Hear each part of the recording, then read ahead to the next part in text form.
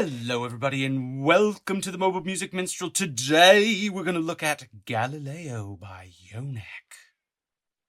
Sorry, that was the best Doug Woods impression I could do. Hey everybody, my friends call me Dave. You can call me Daveypoo if you're brave enough. I'm the Mobile Music Minstrel.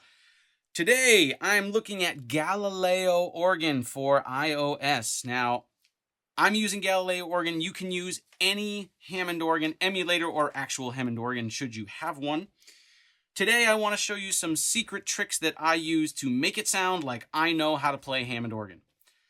Quickly, a little bit about myself. I am not a good keyboard player. I can get the job done, but I'm not really a keyboard player by trade. I'm a bass player, I'm an engineer, I'm a lot of other things. And while I play keys, I'm not an organist. I'm not a pianist. I'm not, I could just, as much as I desperately want to be. So I have taught myself some tricks to be able to get some more juice out of the organ so it makes it sound like I know more than what I'm actually doing. So I have a general patch set up here. I'm going to talk a little bit about the different parts of the Hammond organ so that you can understand what's going on. I'm using my iRig Keys 37 Pro. Okay, I have a Korg NanoPad 2 here. I have this configured to set up the drawbars. You'll notice that it's upside down, and I'll explain that in a second. And then I also have a Keith McMillan keyboard here, just for ha-has. I don't know that I'm going to use it in the video, but it's here, and there it is. It's awesome. Just came the other day, so it's my new toy, and I'm playing with it. Okay, so let's talk quickly about the Hammond organ. What exactly are we looking at here? Now, in the top section, across the top of the screen here, you'll see these, the drawbars, okay? What do they do? A Hammond organ is one of the earliest types of additive synthesis. So what that means is that you're synthesizing sound by adding overtones. So I'm going to start with a C. Let's turn off the Leslie, so we hear just a pure tone. Okay, and we'll turn off the chorus. Okay. That is just the tone of the organ. Now, if I'm going to do a super pure type, okay. Now, if I bring in the next drawbar, I'm adding an octave above the overtone. And then over here, there's another octave. Okay. And the more you add, the more texture you get in your tone because you're bringing in different overtones. So now let's try that with a chord just so we can hear. Here's a C.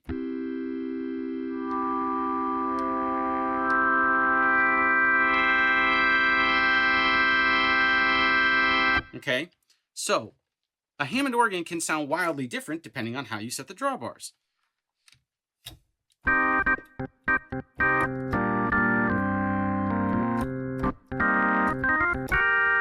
Okay, but what if I do this? Pull down the top.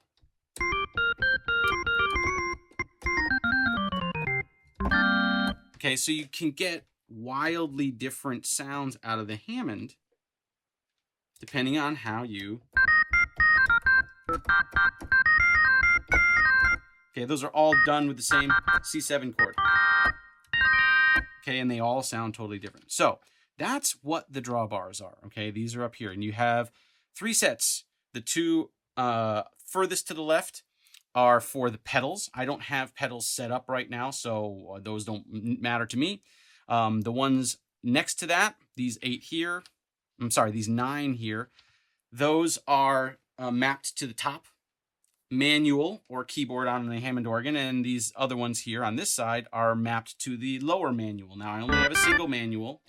Obviously, I just have the one keyboard, and it's mapped to the upper manual. So here, I got out a full screen. You can see how a Hammond organ would have actually 2 manuals. You'd have 2 full keyboards, one almost on top of the other. And then, oops, well, there you go. There was the pedals, and the pedals go on the floor, and they're mapped like a keyboard. Okay, now a real organist, not me, would know how to use all those. I don't. So here's how we're going to cheat.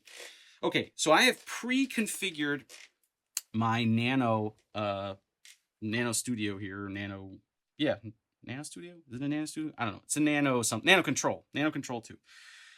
I have mapped this to the drawbars. Now, there are only 8 sliders here on the Nano Control, and there are actually 9 drawbars. So what did I do? Well, I mapped the most commonly used ones to a single drawbar each, and then I got this one that I mapped to 2. Now, I don't tend to use these by themselves as much, so I don't mind having them mapped to the same fader.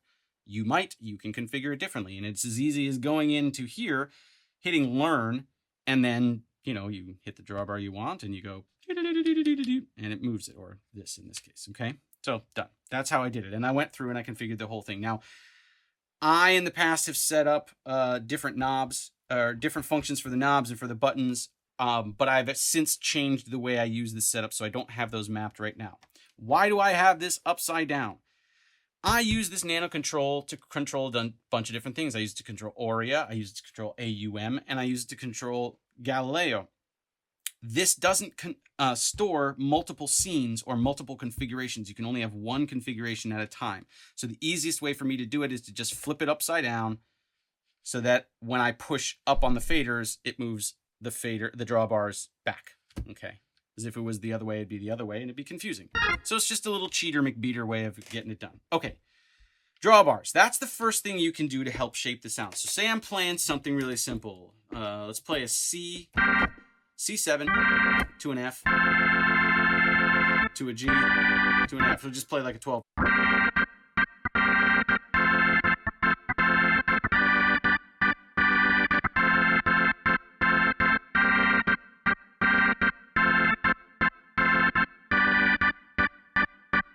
Now that sounds okay, but it's pretty boring. What happens if we change the drawbar settings while we're playing?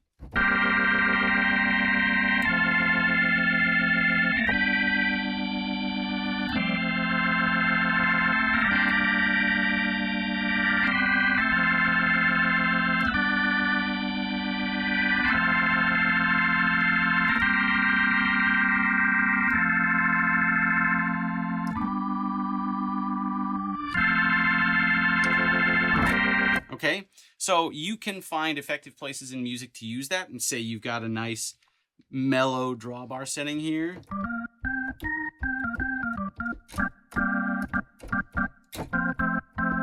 But maybe you're in the music and the music comes up, and instead of getting louder, you just grab a bunch of drawbars and go.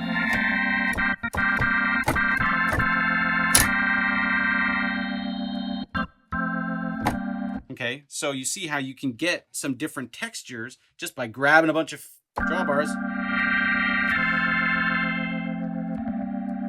and moving them while you play. That's the first trick. This is this upper section here, the drawbars. Okay, so I'm going to give you a standard, this is a standard gospel setup for the organ. Okay, this middle section. These are the controls that are actually on a Hammond organ themselves, and they control a couple of different things. Okay, over here we have chorus.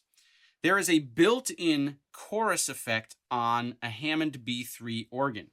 Quick history is that Lorenz Hammond invented the Hammond organ. He wanted to do everything himself, and he didn't want to have anybody else building anything for Hammonds. But Don Leslie thought that a plain old Hammond sound by itself was a little boring. The Hammond organ was designed as a cheap replacement for a pipe organ so that churches that couldn't afford a full pipe organ could get a Hammond organ. Don Leslie didn't feel like the sound had the same movement that a pipe organ did, because a pipe organ fills up such big space with all the pipes. I mean, it physically takes up a lot of space. So he invented the spinning Leslie speaker. Now, Lorenz Hammond didn't like that, so he tried to undermine Don Leslie by changing the jack for the speaker and a whole bunch of things. But one of his ways of trying to dissuade people from getting Leslie speakers was by putting chorus in. And all he ended up doing was actually making people want the Leslie speaker more. So it kind of backfired on Lorenz Hammond. But so Lorenz Hammond built this chorus device into the Hammond organ, the Hammond B3. Now, you can set it on or off for the different manuals. Right now, we're only using the top manual, so that's all we need to worry about. Very, very rarely will you ever talk to an organist and have them tell you that they use any of the settings other than C3. C3 is the one that 99.9% of Hammond organ players use, so that's what I'm using. Now, here's it off, and here it is on. You can see it adds a sort of wateriness to the sound. Now, that's another way you can vary the sound.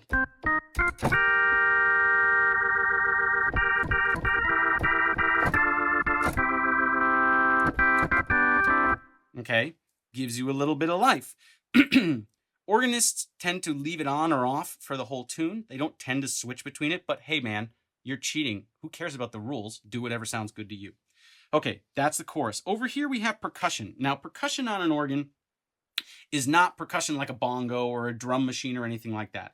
It amplifies one of the harmonics of the drawbars, and it makes it have a little pop at the beginning of the note. So again, you can set percussion for upper or lower manuals separately. Again, we're only using the upper manual. So, okay, so here it is off.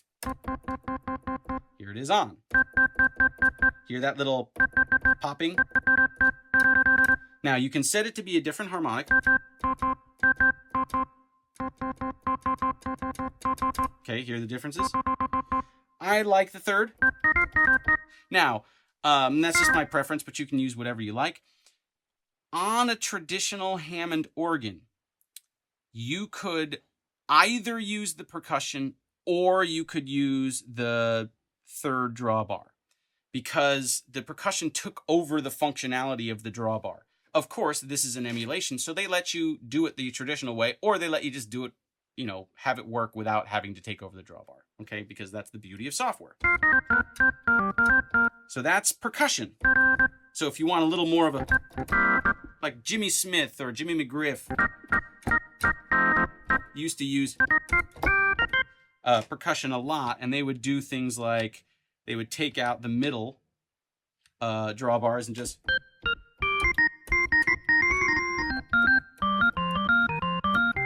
okay, so you get that kind of a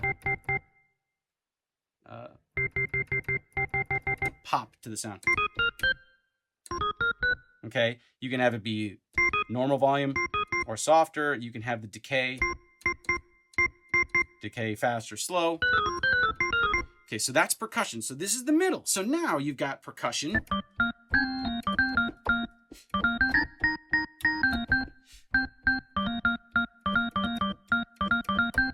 And you turn it off and you grab the drawbars and you go. And you make some big noise. Okay, now that's the middle section. The bottom section here, of course, for this Hammond or for this emulation, it changes. I'm going to go to, okay, I'm going to go to Rotary cabinet. Okay, that's the emulation for the Leslie speaker. Of course, we don't want to get sued, so we don't use the L word here. So they call it Rotary speaker, since that's what it is. Now, I have mapped my, you'll notice the rotator and brake. I have mapped my speed to the pitch bend. Okay, I flick it down once, it goes fast. I flick it down again, it goes slow. I've also mapped the mod wheel to the brake. Now, it works opposite, and I'm okay with that. I'm willing to deal with a little wonkiness here, just in the interest of not having to reconfigure my peripherals all the time. So, if that bothers you, you change it. It doesn't really bother me. Okay, so here it is with the Leslie or the Rotary speaker off. I'm going to use those terms interchangeably. So that's it off, okay? The brake here stops the rotary from spinning altogether, which basically turns it off, or turns it back on. Now, I'm going to make it fast so that you can hear. So here it is off, and here it is on. Now, the glory of the rotary speaker is the speeding up and slowing down.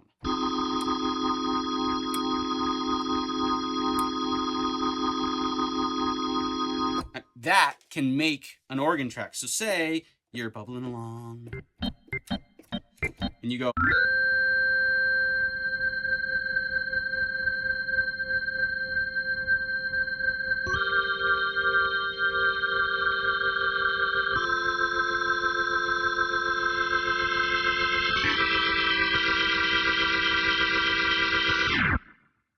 Okay, by milking the rotary speaker speed some, you can breathe a lot of life into the Hammond. Now, I like using fast rotary or none at all. I just think it's a little more, it's a little braver. You know, it's a little more dangerous when you have nothing on the organ. Going from this to that, to having nothing, I mean, that's ballsy. Because it shows off all the problems in your playing because you got nothing masking it, right? So that's what I like. It's what Steve Winwood does a lot. He uses fast, Leslie, or none. Booker T. Jones from Booker T and the MGs, he also is a no Leslie guy, as is John Lord from Deep Purple. They all don't like using the Leslie speaker as much. Okay, so that's break. Lastly is the speed. So let's turn it on. So at a slow speed, you'll notice that it kind of gives this nice Doppler effect between the headphone speakers, and then you can do a nice sort of ride on something, and it gives some real motion to the sound rather than it being static. And then if you speed it up, if you listen closely, okay, let me back up. There are two parts to a rotary speaker. There's the upper horn that spins fast, and then there's the lower horn. You can actually hear them spinning up at different speeds if you listen closely. So here they are slow. Now listen when it speeds up. You can hear the higher frequencies and the lower frequencies go at different times.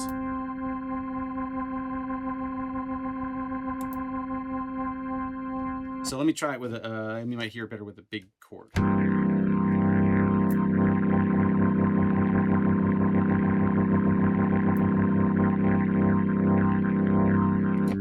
Let's do something with some high end.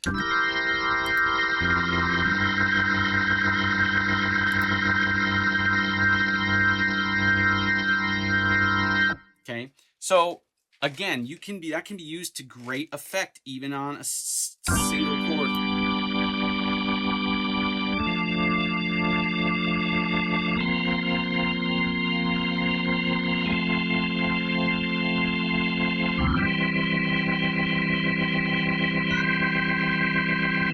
Okay, so those are the sections. Now the trick is combine them.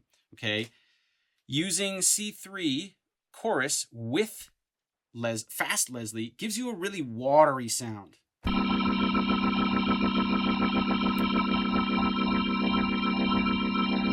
Because you've got the fast chorus, and then you add the fast Leslie on top of it. You get that real classic Hammond sound. Okay, so that's one good trick. Another one that you can use is slide. Okay, Hammond players love slides. You can now, this can easily be overdone. You don't want to have every song go. I'm sorry if that. I'll mute the audio from my voice for that because you can just hear the clacking of the keys. All of that kind of stuff.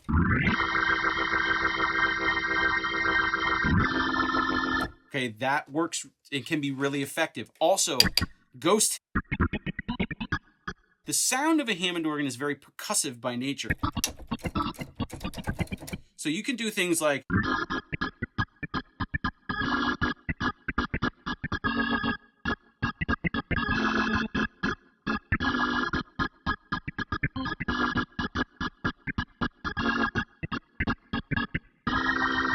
okay, slapping dead hits on the Hammond work really, really well too. So all of these things, the drawbars, the Leslie speed, the chorus, dead hits, slides or glissandos, okay, volume. Most organists use the volume pedal because you can't control the velocity of a Hammond organ with the keys. It's not velocity sensitive. So you have a separate pedal built into the organ that helps control volume. So volume swells work really well too. Okay, I can use this knob here. You know, if we go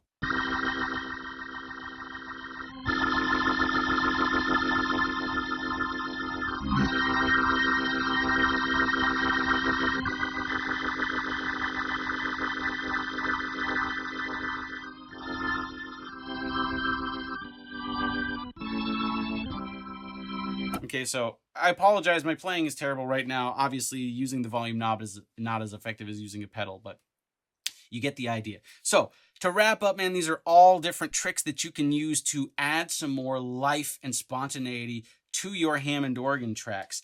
I'm going to be doing some more videos on different types of keyboards and different tricks that you can use for those different keyboards. Remember, a Hammond organ is not a piano. It's also not an electric piano, and it's not a clavinet. They are all uniquely different instruments, as are synthesizers, and they respond differently to the keyboard. So different playing styles sound good, and if you understand a few tricks, you can make everyone think that you're actually a Hammond organ player when you really don't have any idea of what you're doing, like me. So, hope you enjoyed the video. Please hit the like button below. Please subscribe. Please comment. Let me know what other things you want me to do videos on. If there's anything I said in error, please let me know. I'll try to catch it before it goes out. Hope you guys are great. And this is all cool beans. And we'll see you guys next time.